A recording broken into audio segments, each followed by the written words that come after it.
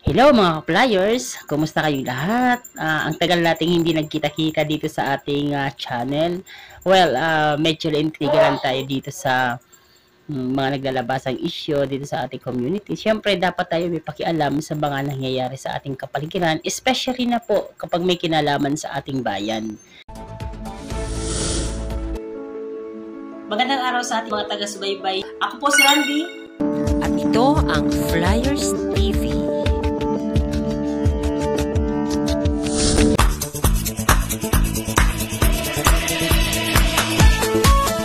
Welcome to One Philippines, a Flyers TV creation.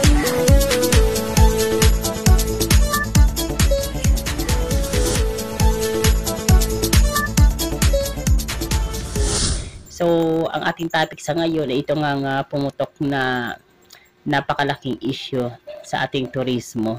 Nung nag-launch sila nung I Love or Love the Philippines campaign, na kung saan yung nakuha nilang advertising agency, ang mga ginamit na video ay kuha pa sa ibang bansa or video na pag-aari ng ibang bansa, or yung mga tanawin doon ay hindi naman talaga galing sa Pilipinas, kundi galing po sa ibang bansa. So, dito natin nasasalamin na yung pamunuan ngayon, hindi lang sa Department of Tourism, sa pangkalahatan na. Kasi, syempre, it's a under one umbrella. Ibig sabihin, mula sa puno hanggang sa ibaba.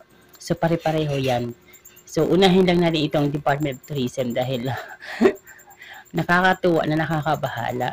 Kasi hindi naman ito nangyayari nung panahon ni Aquino, panahon ng mga dating presidente. So, nung nagkaroon lang ng mga pagbabago na hindi natin nag-iisipan, ayan, lahat ng resulta talaga ay medyo nakakabahala at nakakapahinayang kasi pera ng bayan ang ginagastos natin. Ang lalaki ng mga sahod nila, ang dami nilang katrabaho dyan sa gobyerno, pero nakikita na resulta, wala naman sila ginagawa talaga na matino. Parang go with the flow, parang wala lang, basta may masabi lang na ginagawa sila pero hindi talaga nila pinaghihirapan. Hindi gaya ng panahon ni Aquino na talagang halos lahat pinaghihirapan ng team, ng economic team niya na palaguin ang ating ekonomiya. So, bago tayo patuloy, pakinggan natin itong balita na kinuha natin mula sa TV Patrol ng ABS-CBN. So, pakinggan natin maigi and then siguro pwede kayong mag-iwan ng inyong sariling mga kuro-kuro or comments dyan sa ibaba nitong video. And again, maraming salamat sa inyong lahat. O nga pala, inimbitahan ko kayong mag-subscribe sa ating YouTube channel. The Flyers TV din po yan. So here's we go the video. Tourism campaign. Bagamat standard practice umano ang paggamit ng stock video, inamin ng ahensya na hindi tamang gamitin ang video ng ibang bansa para sa material na nagpo-promote ng turismo ng Pilipinas. Katrina Domingo, ABS-CBN News. Yes mga ka-flyers, napakinggan natin yung balita. Legit.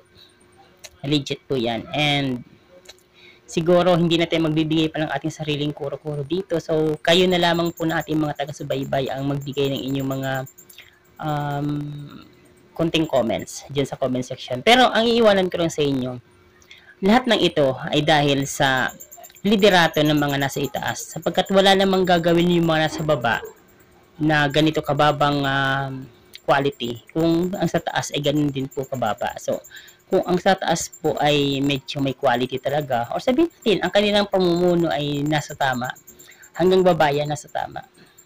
Yun lamang po ang masasabi natin. Kaya next election, pag-isipan natin maigi. Huwag na natin pag-isipan yung mga away ng mga kulay. Ang isipin natin, sino ba talaga yung may kakayanan? Alam mo lang kulay niyan, kung sino talaga yung may kakayanan, yun ang ating suportahan. Iwasan na natin yung mga away sa politika dahil sa kulay. Ano po, dahil hindi yun makakatulong sa atin. By the way, sa ating mga next video, so pag-uusapan natin ang mga legit topics regarding the ano-ano nga ba yung katotohanan sa likod ng Taliano Golds, ng Last Will and Testament, yung mga dahilan kung bakit tayo ay nabudol ng ganito. So, baybayan po ito dito lang sa Flyers TV. Subscribe po kayo sa ating channel, sa ating YouTube. Maraming salamat. Again, itong inyong lingkod, Randy, The Flyers.